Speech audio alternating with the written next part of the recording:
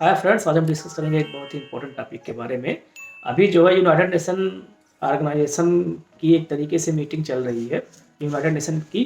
तो उसमें हम देखते हैं कि भारत की तरफ से एस जयशंकर गए हुए हैं, नरेंद्र मोदी जी नहीं गए हुए वहाँ पे एक बात होती है। वहाँ पे क्वाड जो ग्रुप है, इंडिया, यूनाइटेड स्टेट, जापान और ऑस्ट्रेलिया का, वहाँ पे क्वाड देशों की एक बैठक होती है। ये एक तरीके से इनफॉर्मल बैठक होती है। उस बैठक में ये डिसीजन लिया जाता है कि रसिया और नॉर्थ कोरिया का जो वेपन डील है, एक तरीके से इंडिया उसको सपोर्ट नहीं करेगा। तो ये एक बहुत बड़ा कदम है इंडिया के पर्सपेक्टिव से। और हम देखते हैं कि इसका बैकग्राउंड क्या है और ये कैसे कैसे जाएगा। इसमें सबसे पहले बात हम करते हैं नॉर्थ कोरिया लीडर किम जांग उन की। किम जांग उन द्वारा अभी रिसेंटली जो है ट्रेन से एक तरीके से रसिया की यात्रा पे वो गए थे, ट्रेन से। और उस यात्रा में एक जहाँ पे सुखोई एयरक्राफ्ट कैरियर बनता है वहाँ पर भी उन्होंने भ्रमण किया था। और वहाँ पे जो विमानें बनती हैं वहाँ पे भ्रमण किया था। और वहाँ पे परमाणु बम जहाँ पे बनाए जाते हैं एक तरीके से, वहाँ भी उन्होंने भ्रमण किया था। ये सारी चीज़ें वहाँ एक से हुई। तो जनरली हम देखते हैं कि रसिया का बैकग्राउंड इसमें क्या कहता है। इसमें रसिया का बैकग्राउंड ये कहता है कि चूंकि रसिया एक तरीके से यूक्रेन वार में उलझा हुआ है, और यूक्रेन वार में उलझने के कारण उसके पास रिसोर्सेज की इस समय कमी हो जा रही है। उसके पास आर्म्स और एम्यूनिशन की एक तरीके से कमी हो जा रही है, जिसकी वजह से रसिया बहुत परेशान है। इन सब चीज़ों से रसिया इतना ज़्यादा परेशान हो चुका है कि वो किसी भी देश की हेल्प लेना चाह रहा है इस समय रसिया सबसे ज़्यादा हेल्प ले रहा है चाइना से, क्योंकि एक तरीके से वेस्टर्न देश जो है उस पर सैंक्शन लगा के रखे हैं। और जो रसिया की करेंसी रूबल है वो एक तरीके से डिप्लीट होती जा रही है। एक समय में अगर हम देखेंगे तो रूबल करेंसी से ज़्यादा स्ट्रांगर करेंसी इंडियन रूपी हो जाएगी। और एक तरीके से एक्सचेंज रेट जो होता है डॉलर और रूबल का, वो एक्सचेंज रेट बढ़ता जा रहा है। मतलब रूबल जो करेंसी है वो एक तरीके से डिप्लीट होती जा रही है। और एक तरीके से ऑयल एम्बार्गो का भी सैंक्शन लगाया है वेस्टर्न कंट्री ने रसिया पे, ट्रेड का सैंक्शन लगाया हुआ है।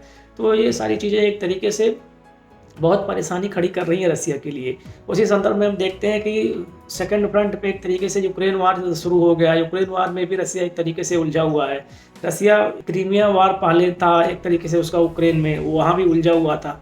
तो उसमें हम देखते हैं कि रसिया के पास इस समय जो है वहाँ रिसोर्सेज की कमी हो रही है। उस रिसोर्सेज की कमी को पूरा करने के लिए रसिया एक तरीके से कम्युनिस्ट देश चाइना की मदद ले रहा है। और उसी कड़ी में हम देखते हैं कि रसिया एक तरीके से नॉर्थ कोरिया की भी मदद ले रहा है। नॉर्थ कोरिया में अभी जब नॉर्थ कोरियन लीडर किम जांग उन रसिया की यात्रा पे गए थे बाई ट्रेन, तो उसमें ये डिसाइड किया गया कि रसिया नॉर्थ कोरिया के साथ स्पेस टेक्नोलॉजी में भी हेल्प करेगा और मिसाइल टेक्नोलॉजी में भी हेल्प करेगा, और डिफेंस सेक्टर में एक तरीके से दोनों देशों के बीच में एग्रीमेंट होगा। रसिया को देखा जाए तो रसिया का एक तरीके से कॉन्टिनेंट लाइक इसका जो है देश है, एक बहुत बड़ा है, कॉन्टिनेंट टाइप का है। और हम उसमें देखते हैं कि बहुत ज़्यादा एक तरीके से जियोग्राफिकल वेरिएशन होने की वजह से रसिया में इस समय जो है बहुत सारी प्रॉब्लम्स आ जा रही हैं। रसिया में एक्सचेंज रेट एक तरीके से लगातार घटता जा रहा है, और सारी चीज़ों को के होने से रसिया की जनता भी बहुत परेशान है। जनरली हम देखें तो नॉर्थ कोरिया पे इस समय यूनाइटेड नेशन ने एक तरीके से प्रतिबंध लगाया हुआ है कि आप किसी भी देश के साथ एक तरीके से जो है आर्म्स डील नहीं करेंगे। लेकिन रसिया इसको मान नहीं रहा है। रसिया का कहना है कि हम करेंगे नॉर्थ कोरिया के साथ आर्म डील, चाहे जो हो जाए। उसी संदर्भ में हम देखते हैं कि कौन कौन से देश हैं जो इस आर्म डील से बहुत परेशान हैं। तो नंबर 1 पे है इसमें जापान आता है। जापान हम जानते हैं कि एक नॉर्थ कोरिया का एक तरीके से प्रबल विरोधी देश है। नॉर्थ कोरिया अपने जितने भी मिसाइल एक तरीके से टेस्ट करता है, उसी अब जापान में जाके गिरते हैं एक तरीके से होकाइडो आइलैंड के पास। तो उसमें हम देखते हैं कि रसिया का बहुत बड़ा उसमें जापान का बहुत बड़ा कंसर्न हो जाता है कि जितने भी इंटर कॉन्टिनेंटल बैलिस्टिक मिसाइल एक तरीके से नॉर्थ कोरिया के द्वारा टेस्ट किए जाते हैं, वो ज़्यादातर जापान सी में जाके गिरते हैं।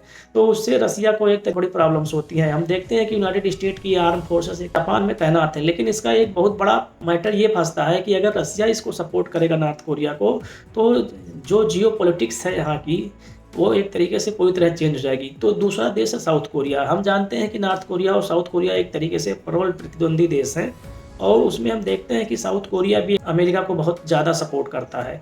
अमेरिका भी एक फोर्सेस को एक तरीके से साउथ कोरिया में एक तरीके से स्टेशन किया हुआ है कि ताकि किसी भी सिचुएशन में अगर नॉर्थ कोरिया की तरफ से कोई पलटवार किया जाता है तो साउथ कोरिया की तरफ से नॉर्थ कोरिया को एक माकूल जवाब दिया जा सके।